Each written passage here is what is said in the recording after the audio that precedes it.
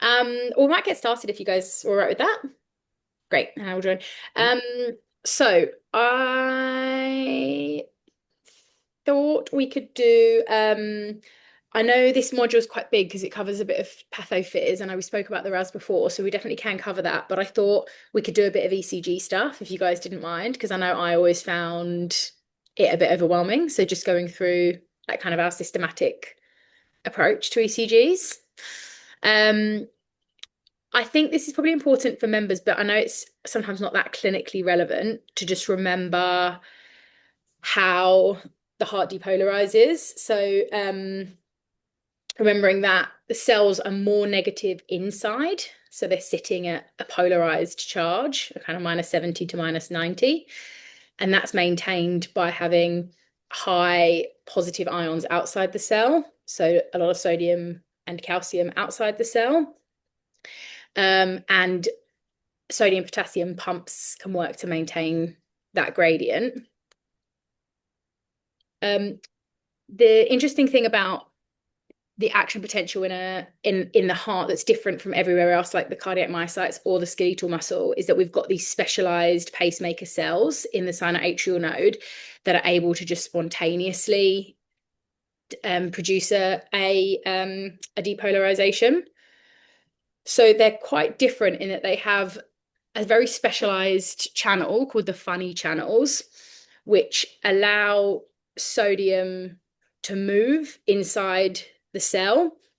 And how we've got that polarized resting membrane potential difference as a positive ion is moving inside the cell is going to get a little bit less negative. So the cell is going to start becoming more positive. That initial change in then in polarity as inside the cell is becoming more positive stimulates voltage gated other ion channels to open, allowing movement of positive ions inside the cell. So now we've got a cell that is becoming more positive, and that cell becoming more positive is what we're terming depolarization. You then have repolarization, which occurs by letting potassium outside the cell. So remembering that potassium is in really high concentrations inside the cells and in low concentrations outside the cells. That's why your potassium in your blood is always much lower than like the sodium in your blood. So it's going to move down its concentration gradient to help restore the internal negative charge. And our sodium potassium pumps are going to work to pump sodium out as well. They are so we've only got those cells that can spontaneously polarize in very special areas of the heart. So particularly in the sinoatrial node. And then also we'll talk about later where if the sinoatrial node fails, where our escape beats come from. Because we've got these funny channels that stimulate depolarization, other cells need another way for the stimulus to conduct quickly through these conduction pathways. So between a pacemaker cell in the sinoatrial node and a cardiac myocyte, and then between all of the cardiac myocytes, we've got these gap junctions, which means that ions can pass really quickly between the cells, and that causes a tiny little increase in the positivity inside the cell because we've got positive ions that have leaked into the cell through this gap junction. We've got a very negative cell. We've got a tiny little increase in positivity, and then that can trigger the voltage-gated ion channels to open and quickly propagate the impulse. So it doesn't have to rely on an extracellular signal. It's just leaking between the cells.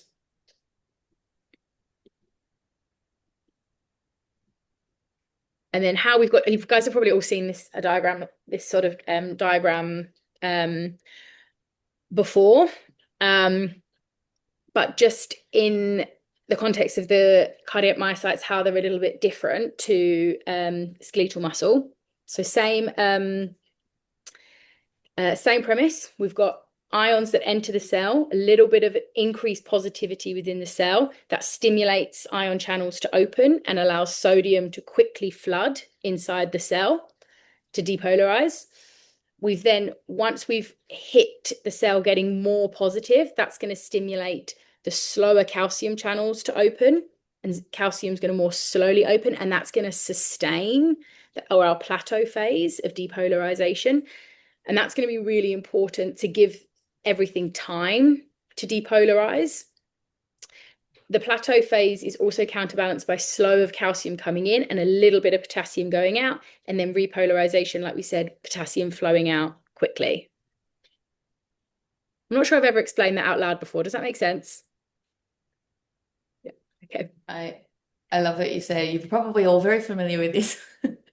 I feel like we did I'm this in not vet sure school. it's We did yeah, but that it, was and then you like kind of many, forget many, about many it. years ago. Yeah, okay.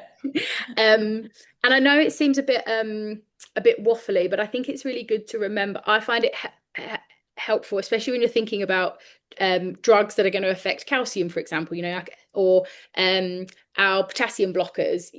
Just to think that, or having a hyperkalemic or a hypercalcemic patient, to just remember that these little ions that are at work of creating this polarity. Um, Definitely with regards to like mechanism of action of drugs, this is all really important. So like the different types of sodium channels and things like that. Um, Particularly for like lignocaine, where we're using it in tachycardias, ivabradine that we use in tachycardias as well. So the antiarrhythmic drugs really important and very interesting physiologically. Yeah, very interesting. And that's just, as I was saying, just a little bit of a schematic to explain what I was saying. Can you see my mouse moving? Yeah.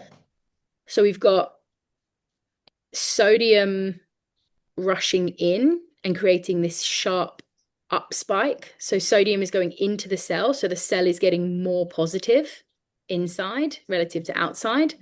We've then got the plateau phase, so slow calcium channels, letting calcium in and letting potassium out down its concentration gradient, and then repolarization. And that's important that we've got a plateau and a repolarization period, so that we've got a little refractory period, so that we don't end up with dangerous constant depolarization. So we'll talk a little bit about ECGs, if that's okay with everyone. And just a quick, very basic summary. Remembering that when we're referring to sinus rhythm, we mean a rhythm that has started appropriately in the sinus node in the wall of the right atrium. I don't know why I don't actually feel like I understood what sinus rhythm meant until quite far into my career. I agree. Do you think that? I don't know why. Yeah. So meaning Yeah. coming from the sinus node. So if it's coming from the sinus node, it's been appropriately made in those pacemaker specialized cells, and is spreading from the right atrium across the atria first down appropriate conduction pathways. It's then going to be held just for a short period of time at the AV node, which is just going to give time for the atria to contract and contribute that little sort of 20% of atrial systole. And then it's going to go follow the Purkinje fibers from the AV node down appropriate conduction pathways, down the septum, and then up the ventricular walls to the ventricular base. That's going to give our QRS. And then our T wave, which is repolarization of the ventricles. We don't see repolarization of the atria because I think it gets trapped under the S wave. It's just too small to see. So we've got, I hope you guys can all see my little mouth. Atria contracting, ventricular repolarization. I'm sure you're all very familiar with. But we're just going to go into each bit in a little bit more detail, and then maybe go through some ECGs together. So I know everyone probably does it differently. I have to sit and really concentrate on them. And so we're going to use these 5 steps: rate, rhythm, looking at the P waves, looking at the QRS, and then looking at the intervals for each of the ECGs. And I'll do one maybe, and then everyone can jump in if they fancy. One thing that I thought might be good to touch on was When you guys are doing ECGs in practice, like when your sort of indications are for them, you doing them on everything or Not enough. yeah, I feel like that Mm. too. We should be doing them on every time we look at a heart. I feel like we should be doing them, but we don't. We really only do them if we hear an abnormality, really. Yeah. So yeah, so listen, so hearing an arrhythmia on auscultation for sure. And when you say an abnormality, do you feel like just an arrhythmia or if the rate's abnormal? Yeah, if the rates are normal, like definitely if they're bradycardic, yeah. Mm. Yeah. Yeah, I think that's a good Or point too. tachycardic, I suppose, but Yeah. I mean, Yeah. yeah, usually like definitely if they're bradycardic and but any arrhythmia otherwise. Yeah. What's missing there is there a P wave for every QRS and vice versa? Oh yeah, that's a good point actually. I kind of do that within the when I look at the P waves, I think is there a P for yeah, but that's a really good point. I should write that out clearly. See, I like The other place for ECGs is anesthesia. yeah, Mm. yeah, Oh yeah. yeah, under anesthesia and probably pre-anesthesia, which I think we don't do. I feel like Mm. I get a bit ECG phobic. I'm sure everyone else does in clinic and you're busy and yeah. But actually I think once you break it down, they get more simple than I think we overwhelm ourselves. I Um, used to try and use ECG more when I had less access to echo to Great. assess for left atrial enlargement. Right, right, perfect. Would you like to tell us how you do that on an ECG? Elevated P wave amplitude. I Yeah, think it's the amplitude, right? Like yeah, a higher P yeah, wave. yeah, absolutely. So because your P wave's just your atrial contraction, if you've got atrial Yeah. contract a bigger atrium, it's going to take longer. It can be Yeah. bigger and it can be wider because it can take longer. Because your SA node sits in your right atrium, you can sometimes see a little notch as well. Because technically, even though it's so short, your right atrium will contract a tiny, tiny bit first, and then your left atrium. So you can get a P wave that looks like it's got a little notch in where it's got Hmm. right atrium contraction and then a big left atrium when you've got marked left atriomegaly. Hmm. Um, and the other time, see, like Matt said, if you don't have an echo, the other time I think it's helpful is if you're investigating collapse or like a suspected syncopal seizure type event. It's probably a good idea for. Yeah, I had an exercise-induced intolerance Oh. last week, but I referred it because I think it needs. Did you ACG it? No, I wanted to, but then I just made the call Yeah. to send it because the exercise intolerance was getting a lot worse, and so I was like, I think this dog might need a pacemaker. So I It used to frustrate me. yeah, I'd hear it was. an arrhythmia I in morning considered doing the consultation with a ECG in practice, stethoscope. but then I just referred it that Oh, day. Oh, sorry. I, I sorry. Oh, say that again. I think one of you might have cut out. Um, yeah, I'd hear a morning, like a morning consultation, I'd hear an arrhythmia with a stethoscope, think, gee, we better ECG that, put it in the cage to rest until finished consults, get it out, perfectly normal. Hmm. And one of the lecturers from America once, a cardiologist, pointed out that Mm. there was a dog in hospital for 2 or 3 days before he found out it was for him. And it had quite a serious arrhythmia. Well, after 3 days rest in hospital, it didn't have an arrhythmia anymore. Oh, wow. Wow. Did they know what it was? It was somewhere in America, but I don't remember. It's in the dim dark past. Yeah. And way back in the ancient times, we didn't have ultrasound, and we had to try and estimate chambers enlargements or whatever from ECG and X-ray. Yeah. Oops. Okay. Probably going to skip over that experience. Right. So, P wave. We all know what a normal P wave looks like, and as Matt said, we can use that to sort of guesstimate our FHL size. When we're looking at P wave, when we've got a sinus rhythm, remembering that it's going to have come appropriately from the sinus node, we want to make sure that our P wave is this nice sort of smooth, small, and rounded normal morphology. So if we're having to convince ourselves, is there a P wave there, when you're really kind of staring at that baseline, it's probably not there. They're generally nice little obvious waves. And if it looks really abnormal, we can say, okay, it's probably not coming from a nice sinus rhythm. With our QRS complex, again, when we're in sinus rhythm, we can know, are our ventricles depolarizing appropriately from a signal which has come to the AV node and is spreading normally through the ventricles. It's really fast, so it's going to be really short and narrow because those Purkinje fibers and normal conduction pathways happen so quickly through those little gap junctions between the cells. So it's going to be nice and narrow, nice and quick, and with this normal morphology that we're all used to seeing. If we've got a ventricular depolarization which has not come from the AV node, so it's come from somewhere else ectopic, it's not going to use those same Purkinje fibers, so it's going to take a lot longer. So that's why our QRS complex is going to get wide, and it can depolarize in a much more erratic manner rather than those nice pathways. So it's going to also look bizarre and be wide because it's taking longer to depolarize cell to cell rather than through the normal conduction pathways. Does that make sense? Yeah, okay, great. So using those using these criteria, and as Jeff added, when I say P waves, we're going to also talk about, is there a QRS for every P and a PRS for every Q? So this one we'll just start with. I'll have a go at this one and how I do it, and then maybe we can do a couple if anyone else wants to have a go at how they interpret them.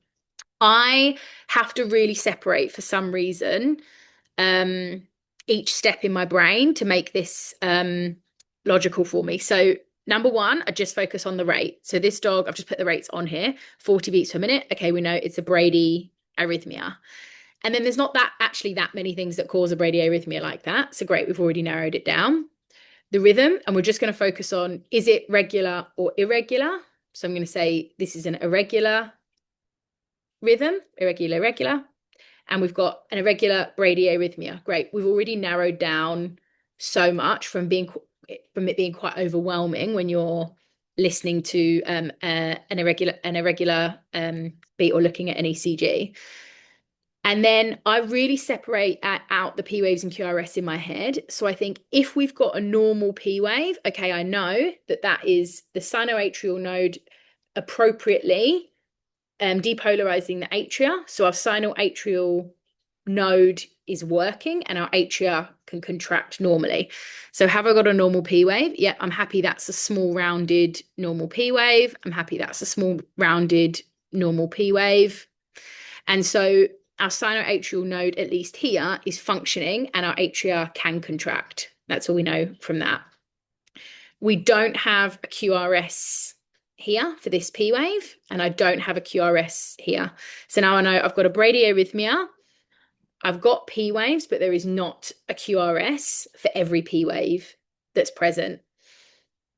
And that helps me to know, okay, I know where something must be getting blocked. It must be not conducting through an AV node for nice normal atrial contraction and then nothing to happen. Then if we go to our QRS, does our QRS look normal or abnormal? To me, it looks very abnormal. So I know that is not a ventricular contraction, which has appropriately come from the AV node and is appropriately going down those normal conduction pathways. So we can say there it's an abnormal, so it's not an AV beat. There is not a P wave for every QRS. There's not. I can't happily say there's a P wave right before it. There's one over here, but I can't say. Maybe there's one here, and then we can look at intervals and in between. So for this one, I'm going to say there's a Brady arrhythmia with no QRS for P waves and QRSs without P waves. So this is really consistent with third degree AV block, because we've got nice P wave, block, P wave, block. And then because of our heart rate being so low, this is most likely to be a ventricular escape beat, which is when, to save your life, your a little ectopic focus in the ventricle will take over to keep your heart beating when it's not getting signal from the AV node. Helen, see that upward deflection after the first downward deflection of the QRS? That's right on time for a P wave. Yeah, yeah. That's probably a P wave. Yeah, you're completely right. And that's probably a P wave that's just happened to coincide with a ventricular escape beat. Yeah. So in other words, Could there's interpret that. connection between the atrial rate and the ventricular rate. They're Yeah, not talking to each that's other. really important, actually. So absolutely no association between that. Yeah, that's an excellent point, actually. That helps to prove that you've got an escape beat, because it's helping to prove that you've got no association with atrial and ventricular beating. So I feel like all of us probably would find that quite overwhelming to just look at in clinics. And then when you just write down through those steps, you can say, okay, I'm pretty happy. This is most likely what's going on. What I find useful with those is a pair of dividers, like you had at school, with the 2 points, and just space the P waves on QRS and see where they should be. Yeah, that's a really good point.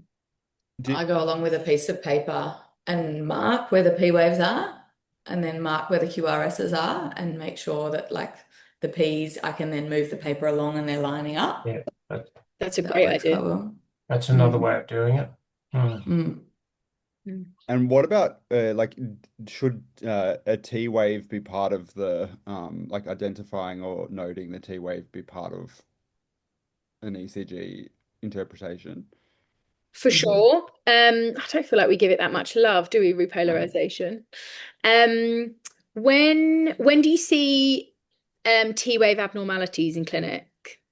Urine blocks. Do you know why? Well, it's the potassium ion. After the refractory period, the potassium ions, due to hyperkalemia, get spiked. They over repolarizes it. They rush in too quickly. So repolarization is potassium moving out of the cell. Yeah. So when you've got hyperkalemia and increased extracellular potassium, the gradient, you've altered your concentration gradient. So it's actually going to take longer for potassium to move down its concentration gradient out the cell. So repolarization is essentially taking longer. So that's why you get that change to the T wave. Yeah. Thanks. Yeah, I have to say I don't pay that much attention to T waves. Anna, do you think there's any? No, not really, actually. So one of the main reasons why we look at T waves in humans is because of the type of heart disease that they get. So it's really important, like ST segment elevation in humans is an indicator of a myocardial infarction, which we just don't see. And then most of the time we're doing an ECG in conjunction with blood work and other, like we're not looking at the ECG and going probably hyperkalemic. We know they're hyperkalemic. Yeah. So we kind of don't need to then delve into it in that much detail. The other thing is that dogs don't lie still and they're not uniform size and shape. So magnitudes, amplitudes, and like anatomy, like the direction their heart sits in their chest, means that there's just too much variation for us to read into it really in depth. Whereas humans, the heart sits the same always in the chest. Like the body shape might be different, but the chest shape is the same almost always. So there's a few reasons why it just becomes a little bit less reliable and then less important because of the type of heart disease we see. Okay, great. That's interesting, because I vaguely think I've seen ST segment up or down, but I may also be suffering from acute imaginitis. I'm sure I've seen it, Jeff. I just don't know whether it's significant or positional or anatomical. Like I don't think we interpret it. I don't think we can interpret it because of those variations. Okay. Um, would anyone, is there any questions so far? Burning Dr. Bar. Would anyone like to have a go at how they approach an ECG? So we've got a 10-year-old male D-sex cocker who presents collapsed with a chaotic marked arrhythmia on auscultation and a heart rate of 180. One of the things I like to do is get the pulse rate also, Mm-hmm. because if Right. it's less than 60 or greater, you're not getting circulation. But if it's between 60 and 160, you're probably still getting circulation. Just how I've interpreted it. Yeah, that would be helpful to get. That's a good point. Get a pulse rate and see if we've got pulse deficits or not.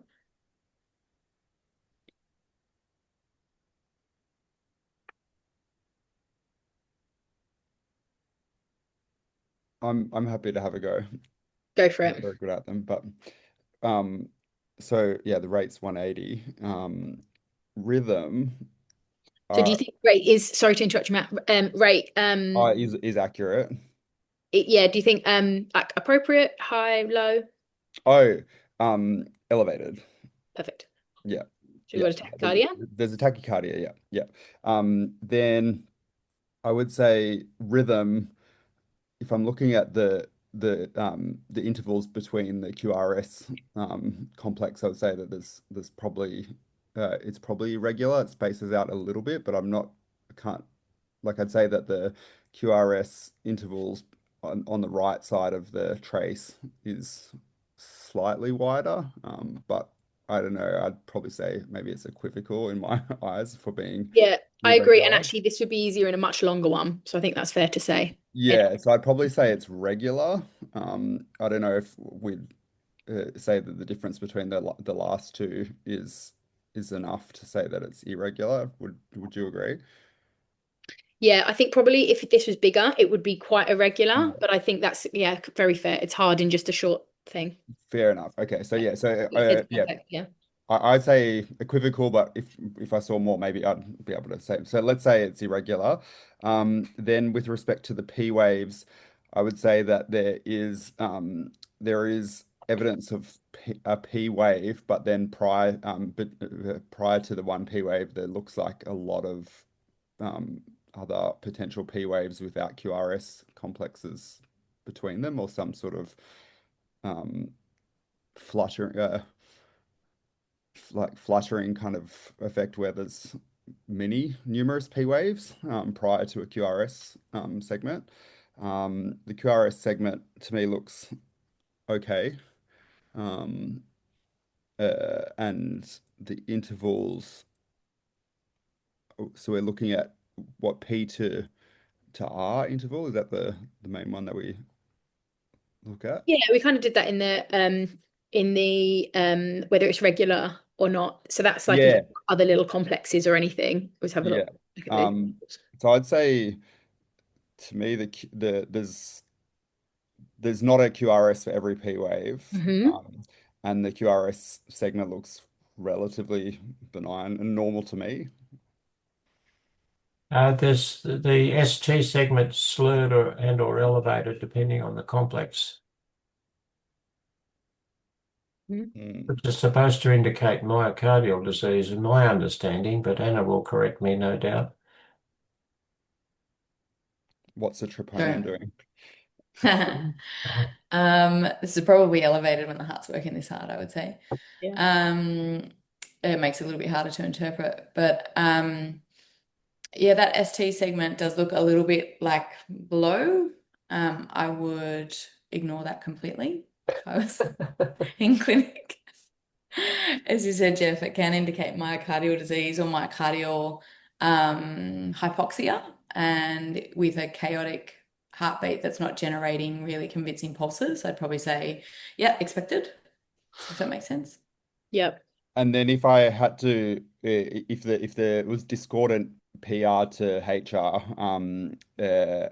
I don't know if this is a atrial fibrillation picture. That would be my stab in the dark, but we're getting the QRS. It's not a stab in the dark. It is. Yeah. Why did you come to that conclusion? So you worked through those steps. Oh, that there's atrial involvement because there's a lot of P waves relative to to QRS complexes, so that there's SA overfiring relative to ventricular contraction. Are they really P waves? Do we, or are they not Well, really P waves? I would say, well, that's why I said that it's like fluttering, like that. Yeah. To me, it just looks like there's nothing, like that. There's just Yeah, so that overactive. yeah, so we're actually not getting an atrial contraction. That's my understanding. Is it? Fair enough. I don't So know. people refer to them as F waves. F waves. Yeah. So when you're like exactly like you're doing, you know how you're kind of convincing yourself, like, oh, there's a P wave here, but like here, what's going on? And this little baseline, we'd refer to those as F waves Yeah. when you can't say, yeah, P wave. Whereas rather in the block, when you have the multiple P waves, you're like, yes, he's a P wave, he's a P wave. Yeah, these are just Um, fluttering, like not really a yeah, bell curve P wave. exactly. So we Yeah. know that we haven't got normal atrial depolarization and contraction. How do we know you correctly identified? We know that that these are normal. So we've got a nice normal QRS complex. So then we know that the conduction is going to the AV node appropriately and depolarizing the ventricles normally. So that always helps in my mind to say, okay, the P waves are abnormal or not present. Let's focus on the atria. The Mhm. QRS is depolarizing nice and normally. He's narrow and tall. So we've got normal conduction there. Let's focus less on the ventricles. Yeah, we've got an AF case. And I just chose this one because I feel like it's probably one of the most common arrhythmias that we see with like advanced with DCM and mitral valve disease. What would you do in clinic if you saw this, Matt? Refer. Or anyone? Fair? In my practice, my other very small practice. Yeah. Yeah, immediate refer for me. Why would you want to refer for this arrhythmia? Like why can't the dog just live like this? Um, well, uh, they would have that risk of cardiac output failure. Yeah, yeah, Um, sure. So you've got reduced cardiac output because we don't have the atrial contraction contributing to it. um, and they're probably decompensating congestive at the same time. Yeah, it's often indicative of really advanced heart disease. So they're going to be decompensating. And arrhythmias are really damaging to the heart muscle itself. So Mm. with the heart muscle working that hard, so the atria can depolarize at like 300 to 400 times a minute. I think in dogs, something ridiculous. Not every one of those is being conducted through the AV node. It can't work that fast, which is good because the dog would die if the ventricles were trying to contract at 300 to 400 beats per minute. So the AV node is slowing it down somewhat, although there's still random ones getting through, which is why AFib dogs often have a heart rate of 180, 200, 240, because some of those are chaotically getting through the AV node. But we're forcing the cardiac muscle to work much harder than it should. So we're going to increase oxygen demand, increase risk of ischemia and worsen outcome. So I try and always remember tachyarrhythmias are always worth treating because they're just dangerous and going to perpetuate Mhm. heart disease by forcing the heart to work that hard.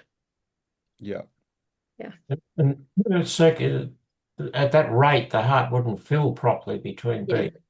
And Yeah. the other thing about atrial fibrillation is classically an irregular ventricular rate. Yeah. And what's the first line medication used nowadays for AFib? So as we've got here, you can use Yeah. diltiazem or Yeah. diltiazem and digoxin. Yeah. Yeah. I will just chuck in here as well, the mechanism of atrial fibrillation in dogs with known mitral valve disease is atriomegaly.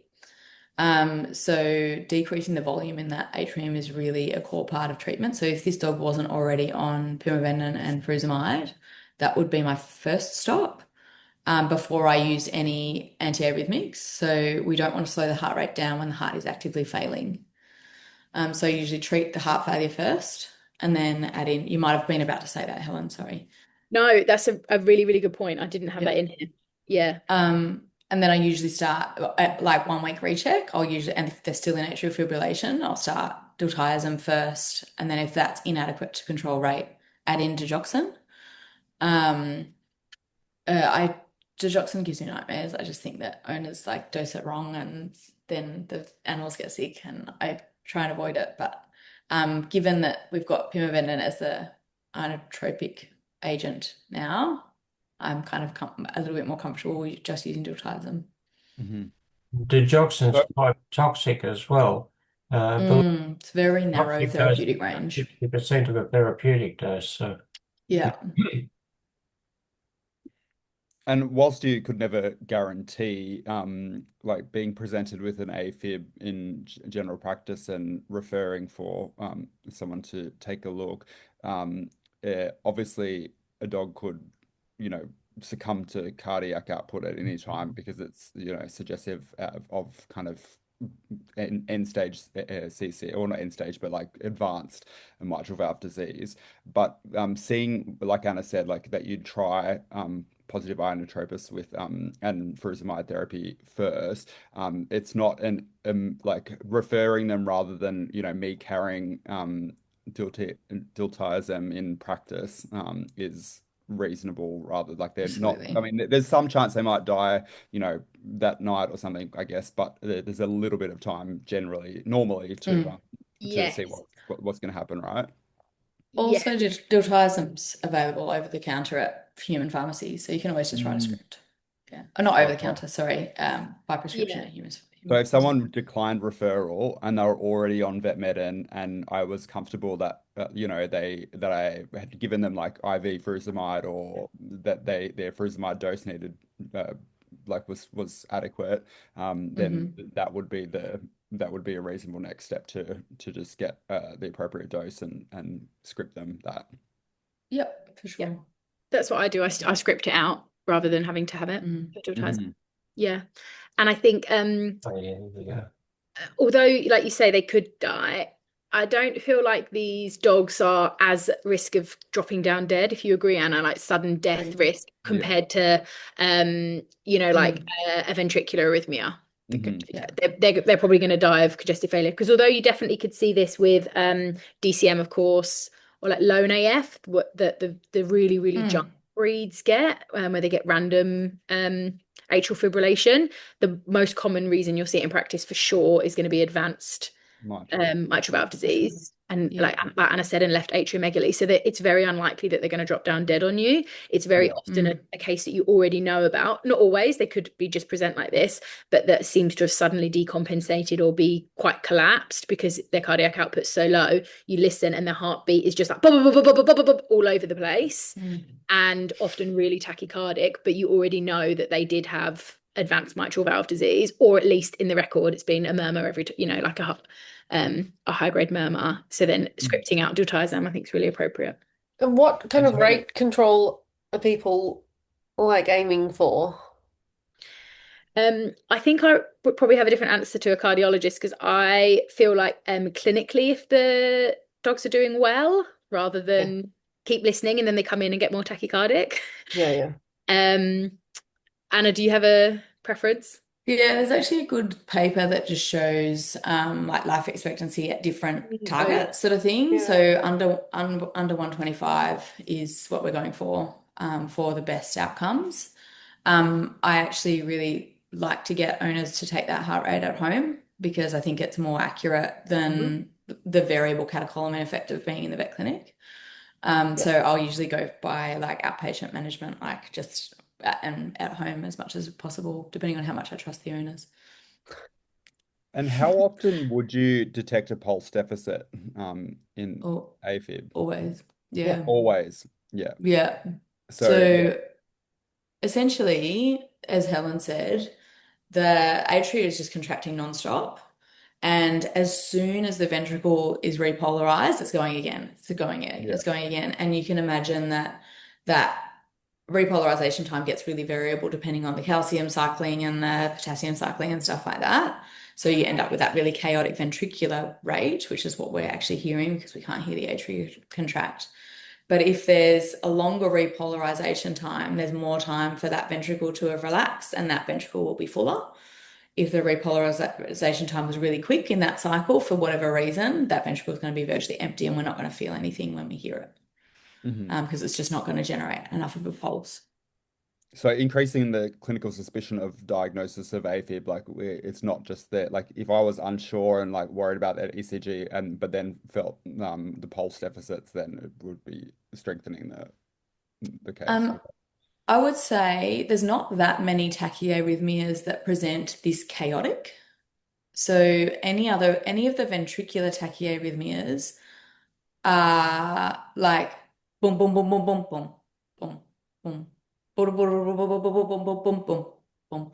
Like they're the sort of dangerous ventricular tachyarrhythmias are either one abnormal beat, like a VPC, if you can kind of picture what the ECG would look like, or a run of VPCs and then a normal rhythm, and then a run of VPCs and a normal rhythm. AFib's the only one that's just constantly, they call it sound shoes in the dryer. Yeah, shoes in the dryer. That's Shoes in what the we got. dryer. Yeah. Yeah. So I reckon just by listening, sometimes I'm like, oh, what's the point of an ECG? Yeah. I would No, never, but Yeah. yeah. Perfect. Okay, happy with AF? Oh, the only other thing I'll add just before you go on, Helen, is you mentioned that atrial size is the trigger for AF, and it's not atrial size relative to the patient, it's just atrial size. So if you think about an SA node firing and that conduction going around the atrium and heading back to the SA node around a atrium. So like horses quite often just have like AF just without pathology because they're such big animals. So by the time that conduction pathway gets back around to that SA node, or like this side of the atrium, this is already repolarized and ready to go again. So that conduction pathway triggers the next conduction pathway, triggers the next conduction pathway, rather than being triggered at the SA node itself, if that makes sense. Does that make sense? So the atria, like the cells at the start of the repolarization part of the depolarization pathway are repolarized by the time that electrical signal gets around the big atrium. So we don't really see AF in chihuahuas. We will see AF in a cocker spaniel with a massive left atrium, like massive. But in a wolfhound, they present with lone AF with no pathology just because their atria are so big that it takes so long for that conduction pathway to get around. Make sense? So that's another thing that you can add to your clinical suspicion. If it's a tiny dog, it's probably not AF, or it might be, but it'd be weird. Yeah, that makes sense. Okay. Does anyone want to have a go at this one? Sure. It's a sinus arrest. Perfect. In lead, the first line is, yeah. The big gap there. And that's on the second line, that's probably a ventricular escape beat. Well, no, it might be a junctional one, that one. Junctional, probably. Yeah. And what do you think about the heart rate of being 40 and then intermittently 160? Can't really see that on there. Well, it's an intermittent sinus arrest. Yeah, perfect. So we all agree, happy with intermittently not having a sinus signal. So we've got, hope you guys can all see my cursor. We're happy. We've got a P wave here. He looks nice and rounded, nice normal. Okay, so we can say, yeah, that's likely coming from a normal sinoatrial node, normal atrial contraction. A QRS, he's nice and narrow and tall. Okay, that's probably gone through the AV node and through the normal conduction pathways. So we've probably got a normal ventricle and then repolarization and then arrest and then an escape beat. Does anyone want to have a guess at what's going on? From the signalment might help you. Oh, yes. What are they prone to?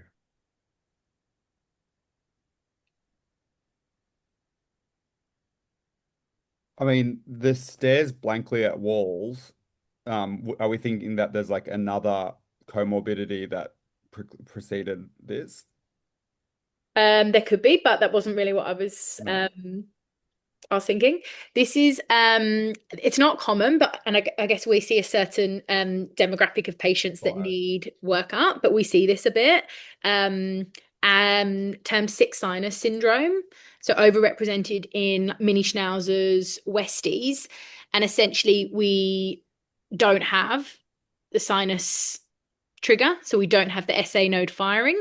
You've got to rest until your ventricle escape beat kicks in. And dogs' baseline ventricular escape beat is usually about 30 to 40. So if you've got a heart rate that's sitting that bradycardic and you're seeing this on your ECG, it gives you weight saying, okay, that's likely a ventricular escape beat. They often then have periods of tachycardia. Yeah, I was Where going to they ask, where's the tachycardia coming from? so they can get That like catecholamine release? yeah, they can get like bradycardia, tachycardia syndrome. I guess it's probably from catecholamine release or from They're freaking out. sinoatrial node just going a little bit haywire. Is that why, Anna, they get periods of tachycardia? The sinoatrial node then just decides to Try and catch up. go a bit Ooh, bananas. I don't really know. No, I don't really know either. Mm, So Uh, does this dog need a pacemaker? Correct. Yeah. And they can be mm. syncopal. So once you've got sinus arrest for 6 seconds or so, I think in a dog, they'll collapse. So it's actually quite a long time to Yeah. get an ECG for. So is the intermittent But no. the like the reflexive tachycardia after they've had a syncope episode and part of the whole survival mechanism of syncope, or not necessarily? The survival mechanism will be the ventricular escape beat, Escape. because that's Yeah. what because you can live on that. They would be Mhm. very exercise intolerant if you're living on Yes. that because your heart is absolutely incapable of going above 40 beats per minute. So you can only do Yes. things like sleep and be calm that a dog needs. But a dog sleeping might have a heart rate of 40, so that would be appropriate for it to be really calm at home and not stressed at all. But Yes. because that ventricular escape beat is not coming through from the node, it's not a sinus rhythm, it's not impacted by sympathetic stimulation. It's Input. just a little ectopic focus in the ventricle to keep you alive. So it physically can't be influenced by anything to go faster. Yeah. Yeah. Cool. Have we got time should we do a ventricular one quickly? Yeah. Mm. It's nice because Just there's big sorry, a quick question on go. you said term 6 syndrome. Sick sinus syndrome. Oh, sick. Okay. Sick sinus Oh, syndrome. it's term 6 sinus. Okay. Sorry, Okay. yeah, I was yeah. like term 6, like what's okay. Oh yeah, 6 sinus. Yeah. Sorry. Okay, Yeah. gotcha. Yeah. Yeah. And I just include that one because I don't know, I just feel like we've seen a few of those lately that we've gone to Mm. echo. And they've all been schnauzers or Westies. So yeah, and Thanks. I think humans can get it through it too, but I think it's mainly idiopathic or like and like they get fibrotic change in that sinus node, so it's just not functioning normally. Yeah. But unfortunately you need a pacemaker, so do you need referral if you're going to if they're syncopal. Shall we do a quick ventricular one? Sorry, we're not going to have time for this is a big topic for pathophys. Well, maybe we'll just cover ECGs in this one. Yeah, I reckon we focus on ECGs. We did cover a little bit in the discussion last week on the Yeah, neurohormonal mechanisms of congestive yeah, heart failure, and we can just kind of touch on it in the next one, which will actually be in a month because we've got Easter Monday, I believe. sure. Yeah, Yeah. yeah. Okay, great.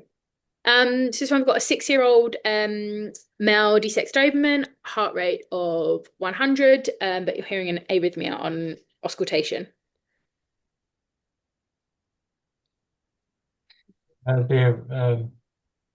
I've forgotten the name of that, but they're VPCs, but they're intermittent. But at one stage, every third beat, but at the beginning and at the end, that's not quite accurate.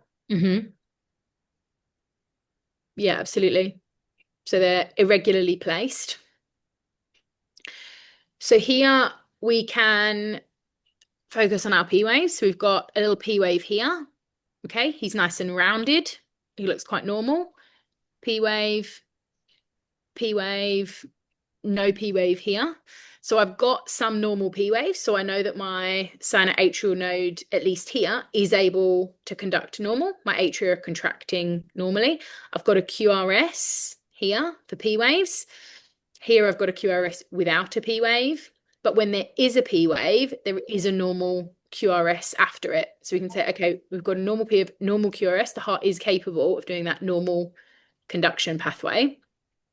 If we look at our QRS here, he's nice and narrow and tall. Okay, so we can say, okay, that's very likely coming from the AV node and down the normal conduction fibers. Okay, quite happy we've got a normal ventricle. For this one, he's wide and bizarre. So he's taking longer to depolarize. So that's not coming through the normal conduction pathways. We know that's coming from the ventricle. And we don't have a P wave for every QRS. No P wave that we can see here or here or here. So we can say, okay, our P waves, our atria are going to be behaving quite normally. We know that it's a ventricular abnormality from that wide QRS. So we've got irregular VPCs. They are a little bit, and like Jeff said, they're irregular, so they're not coming, they're different beats, and they are a little bit polymorphic. They don't each look the same. Like I think that one's not as big as that one. Could be artifact on the ECG, but There's a little squiggle before every VPC there. So what have we got there? do you mean here? That's not a term you see in a textbook. Squiggle. You mean this little the little upward deflection? Is Yeah. it superimposed on the T wave or something? I think so, yeah. That's my interpretation of that. Is we've got QRST and then a VPC starting. Yeah. Would you interpret it like that, Anna? Yeah, Yeah. Perfect. that seems reasonable. You've just got like a little and then a T wave here. And I then do sometimes think it's confusing because you're like, is it a T wave or is it a P wave? I don't know. Sometimes. yeah, I agree. I agree. I do find that hard. And I think that first bit here, sometimes at the start of a VPC, they just come from the baseline, but often not. You do have like a little Yep. superimposition. I guess that's why looking at really long paper traces is much more helpful than these little short images. And even if you were like unsure about whether there was like what was happening before it, the QRS morphology is like still so obvious, like without the three arrows there, it's pretty kind of exaggerated and Yeah, that's a really good point actually, because then you know it's abnormal. I guess the only time you might want a P wave for an abnormal QRS morphology was if you're distinguishing VPCs from like bundle branch block, because then you would have a P wave for a branch block and not for the VPC. But otherwise, yeah, I think you like you say, you can be pretty confident because of that. You know that it's an abnormal ventricular and rhythm. from like the premature aspect, that the premature is that it's coming before a subsequent P wave. Yes. Yeah. So you can see they're often closer together. So you can see like this QRS complex to this QRS complex interval versus this interval Yeah. is shorter. And that's what Simone's saying, where you can't like there's that because it happens so soon after the other one, there's you can be unsure of what's being superimposed between those. Yeah, for sure. But yeah, they should be shorter. So like that interval shorter, this interval shorter. And that's why they get dangerous, why you want to treat VPCs, because then when you get runs of them together and you get that RT phenomenon, so it's coming before this one Even finish. while this is even finished, you then get re-entry circuits and you can go into to VTAC or VFib, which can be fatal, unlike the atrial. Yeah. Do you want to treat him? I find these really hard. Like, they're not coming in runs. They're a bit polymorphic. I mean, I suppose it depends if you can work out what the cause is. Like, because sometimes it's just got abdominal pathology and you need to treat that, or I don't know, like something else. But like often we don't do anything. I don't know. Is the treatment like observation in hospital? So, a few options. I think what Simone said is really important in that you'd probably do a workup in the dog, depending on the owner, especially in a Doberman. So we've done an ECG, but you'd want an echo. If you then, based on those findings, for example, it's a Dobie, so like we're going to pattern recognize a bit here, but if you had if your echo supported a DCM phenotype, you might want to do a workup for that. You might want to test hypothyroidism, test taurine levels, for example. Or if you had a different breed and were suspicious of something else, like Simone said, you might do an investigation for intra-abdominal pathology. You might do an abdominal ultrasound. It might have a splenic mass, for example. So I think the point of this one is like it's not always cardiac disease. So you might need to go and do a little bit of a further workup, do some baseline bloods with the T4, do further imaging if needed.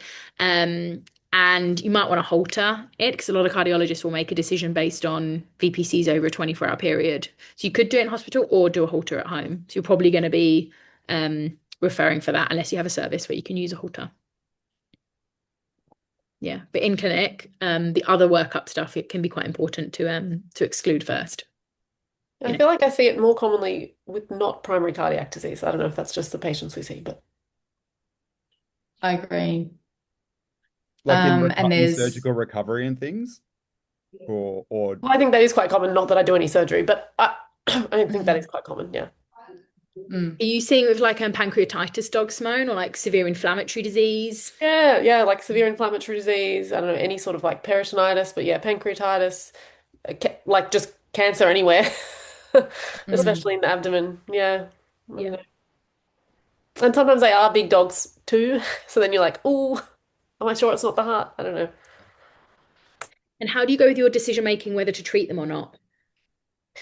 Well, I think if we're not, I think if we don't think it's primary cardiac and we're not seeing runs, then we just don't.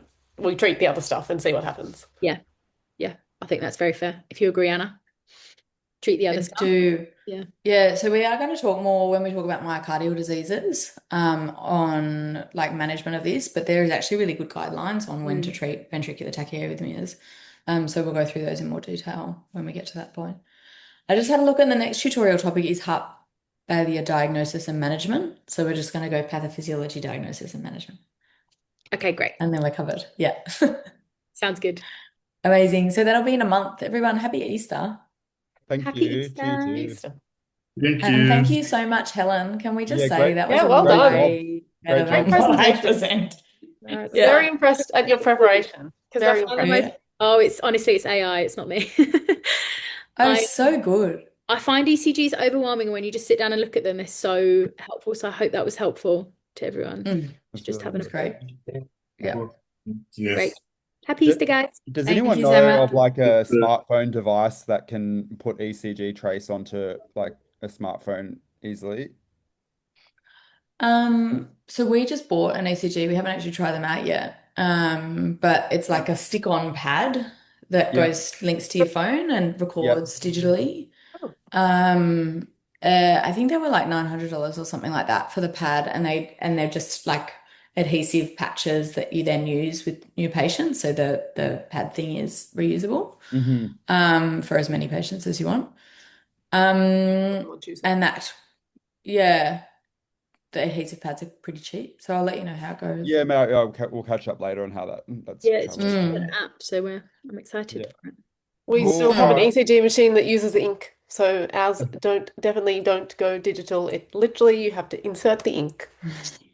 You probably get a great trace. I mean, it's so old, but I mean, I think it does give a very good trace. But you have to scan them into the computer. Yeah, Thanks, Would- everyone. that's annoying. Thank Yeah, you. cheers, guys. See ya. Bye. Thank Bye. you. Thank you, everybody. Thanks. Yeah, thank you. It was impressive, Helen. Thank you. Mm-hmm. Thanks for joining, Jeff. Bye. Bye bye.